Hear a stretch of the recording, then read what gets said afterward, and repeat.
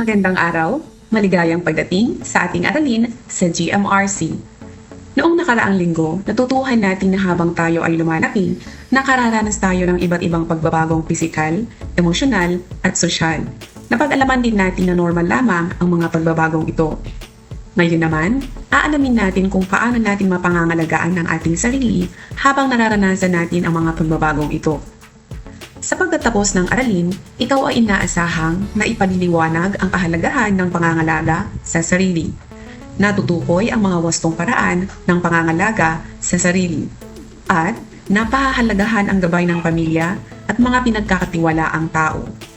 Ngayong alam na natin ang iba't ibang pagbabago sa sarili, pag-usapan naman natin kung bakit kailangang pangalagaan ang sarili.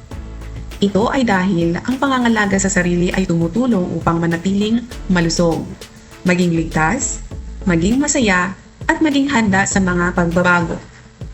Kapag inaalagaan natin ang ating sarili, mas nagiging handa tayo sa mga hamon ng paglaki. Ang pag-aalaga sa sarili ay hindi lamang tungkol sa ating katawan, kundi pati na rin sa ating damdamin at pakikitungo sa kapwa. Narito ang ilang mga paraan sa pag-aalaga sa sarili habang nararanasan ang mga pagbabago sa tulong ng pamilya. Umpisahan natin sa pangangalaga sa sarili habang nararanasan ang pisikal na pagbabago. Una, kumain ng masustansyang pagkain. Uminom ng sapat na tubig. Matulog ng sapat. Mag-ehersisyo at maglaro. Panatilihing malinis ang katawan. At makinig sa payo ng pamilya tungkol sa kalusugan. Ngunit hindi natin ito ginagawa ng mag-isa. Malaki ang naitutulong ng ating pamilya sa ating pangangalaga. Halimbawa, ang ating mga magulang o tagapag-alaga ang naghahanda ng masustansyang pagkain upang lumakas ang ating katawan. Sila rin ang nagpapaalala na uminom ng sapat na tubig, matulog ng maaga, maligo araw-araw at magsipilyo ng ngipin. Kapag tayo naman ay may nararamdamang kakaiba o hindi maganda ang ating pakiramdam, mahalagang sabihin agad ito sa ating mga magulang o tagapangalaga upang mabigyan tayo ng tamang pag-aalaga. Sa pamamagitan ng pakikinig at pagsunod sa kanilang mabubuting payo, na ipakikita natin ang pagpapahalaga sa ating sarili. Hindi lamang ang ating katawan ang nagbabago habang tayo ay lumalaki. Minsan ay nagbabago rin ang ating nararamdaman. Alamin naman natin kung paano natin mapangangalagaan ang ating damdamin sa tulong ng ating pamilya. Una, kilalanin ang sariling damdamin.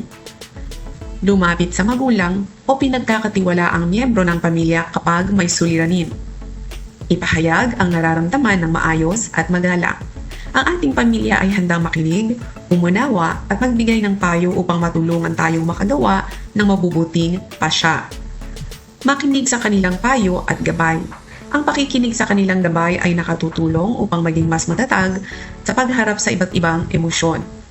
At higit sa lahat, manalangin at manatiling positibo.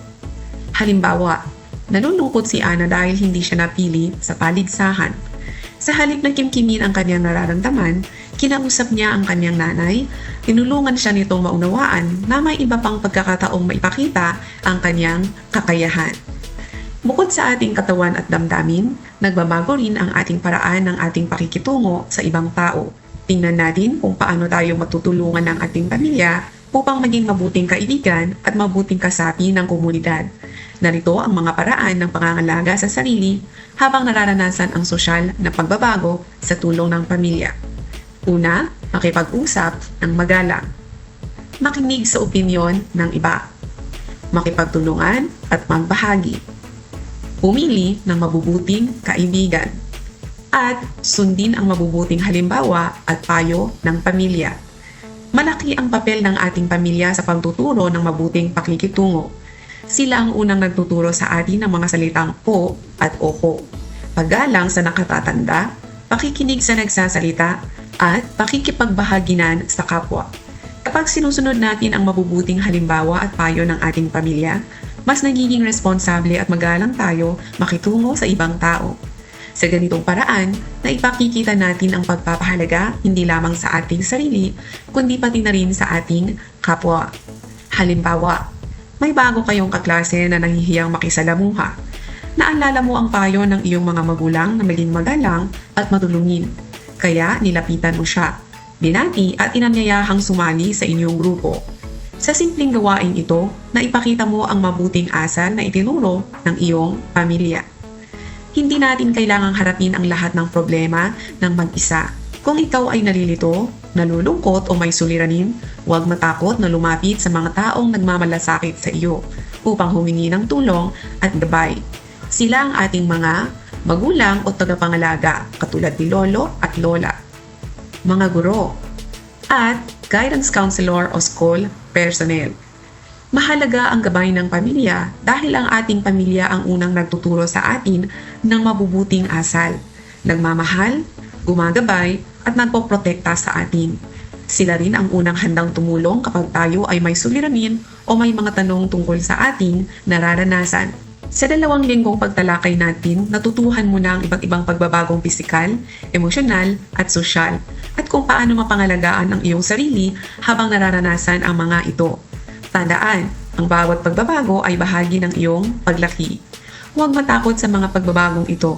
Sa halip, alagaan ang iyong sarili, gumawa ng mabubuting pasya at huwag mag-atubiling humingi ng gabay sa iyong pamilya o tagapag-alaga, mga guro o iba pang pinagkakatiwalaang nakatatanda. Para sa ating gawain, sagutin ang mga sumusunod na katanungan. Isulat ang inyong sagot sa inyong kwaderno. Unang tanong, paano ka tinutulungan ng iyong pamilya upang manatiling malusog ang iyong katawan?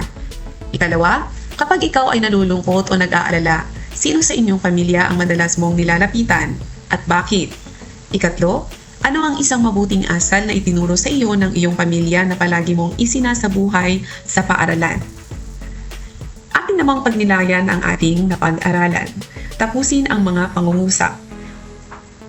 Una, ang isang paraan ng pag-aalaga ko sa aking sarili ay ikalawa, kapag may problema ako, lalapit ako kay at ikatlo, ipapakita ko ang pagpapahalaga sa aking sarili sa pamamagitan ng isipin ang iyong mga sagot. Tandaan na ang pagpapahalaga sa sarili ay makikita sa mga mabubuting pasya at gawain na ginagawa natin araw-araw. Ang pagpapahalaga sa sarili ay nagsisimula sa pagtanggap sa sarili, tamang pangangalaga, at pakikinig sa gabay ng mga taong nagmamahal sa atin. Maraming salamat sa inyong pakikinig. Hanggang sa muli at patuloy nating isabuhay ang mabuting asal at pagpapahalaga sa sarili.